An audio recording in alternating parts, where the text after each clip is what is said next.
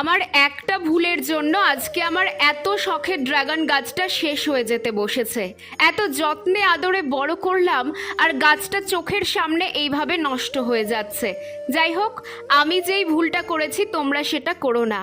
আমার গাছটা তো নষ্ট হচ্ছেই, সাথে ফলটাও নষ্ট হচ্ছে।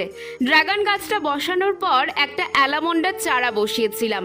যেহেতু ফলের ট্রেটা অনেক বড় ছিল, ভেবেছিলাম কোনো সমস্যা হবে না। আর সেই অ্যালামন্ডা গাছটাই আমার কাল হলো। অ্যালামন্ডা গাছটা এতই বড় হয়ে যাচ্ছে যে এখন ড্রাগন গাছটাকেই বাড়তে দিচ্ছে না।